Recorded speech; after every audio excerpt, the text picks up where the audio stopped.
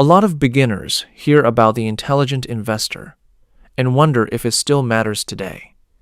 The short answer is yes, but maybe not in the way you expect. You do not need to copy every old example literally. What matters most are the principles behind them. This book is still useful because human behavior has not changed much. People still get greedy, fearful, impatient, and distracted. So instead of asking whether the world looks the same, ask whether the lessons still solve modern investor problems. They do. Today, we can apply the book through 3 big ideas: process, temperament, and discipline. If you understand those 3, the book becomes much more practical and much less intimidating. The tools may be modern now.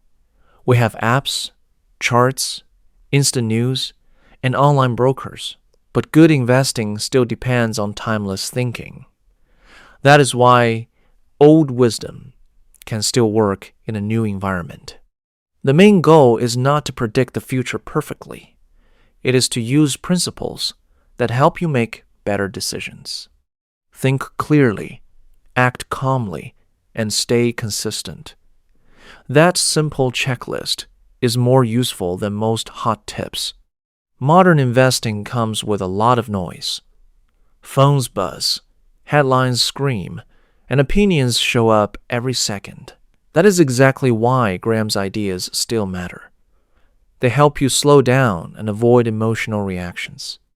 One practical lesson for beginners is this: markets are noisy by nature.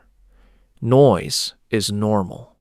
So do not mistake noise for signal. Just because something is loud does not mean it is important. Your mindset matters more than the latest headline. A calm investor usually has an advantage over a reactive one. That is where process comes in. A good process protects you from your worst impulses. Beginners often think investing starts with picking stocks, but usually it starts with building a repeatable system. A simple process might look like this: save money, learn the basics, invest regularly, and review occasionally. That may sound boring, but boring is often powerful. Good process beats guessing. A lot of people want certainty. They want to know what the market will do next. But practical investing is not about magic predictions. It is about making smart choices with limited information. So focus on what you can control. That is where real progress usually comes from. You can control your savings rate, your diversification, and your time horizon. Those things matter a lot. You cannot control headlines, short-term prices, or other people's emotions. So do not build your plan around them. For most beginners, the first real step is not investing more cleverly. It is saving consistently. A steady savings habit gives you something to invest in the first place. It turns intention into action. That is why saving deserves more attention than it usually gets. It is the engine behind the plan. Even small amounts count when they are repeated over time. Progress often starts small. So lesson number 1 is simple. Start with saving.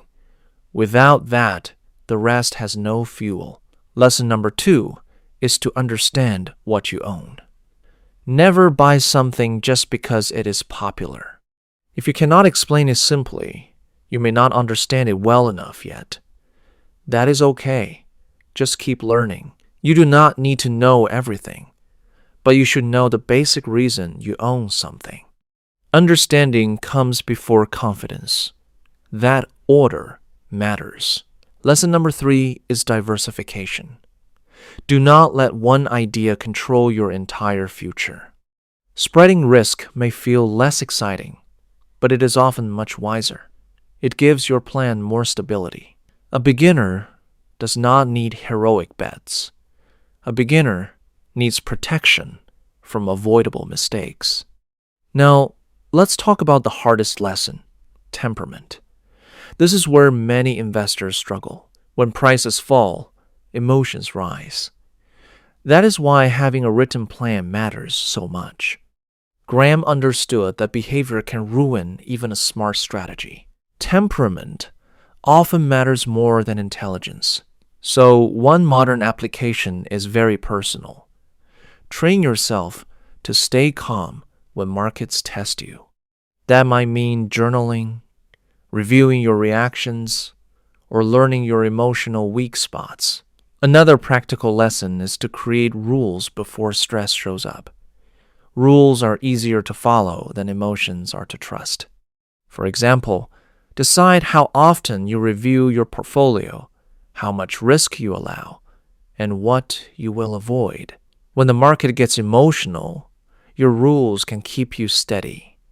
They become your guardrails. This is why process reduces stress.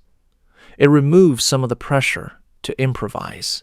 If you already know when to review, you are less likely to panic every time your phone lights up. A simple system can feel almost boring, but that is a strength. It gives your mind room to stay calm, and calm thinking usually leads to better decisions than constant emotional checking. In the real world, wealth usually grows slowly. It is more staircase than elevator. That means your job is not to get rich fast. Your job is to keep moving in the right direction. Slow progress still counts. In fact, slow and steady is often the whole game. So, if you want a practical beginner summary, here it is. Read, save, diversify, stay calm, and repeat. That may not sound flashy, but it is real, and real is what works. At this point, the book should feel less like a museum piece and more like a guide. You do not need to become a perfect investor overnight. You just need to start applying timeless ideas in your own life. That is how to use The Intelligent Investor today, not as a script, but as a source of principles. Start where you are, keep it simple, and build your process one step at a time. If you want more beginner-friendly investing videos like this, subscribe and stay for the next lesson. And if you want to support the channel, you can become a member or join on Patreon. Thank you for watching. Until next time, remember, smart investing today still begins with clear thinking, calm behavior, and a simple process.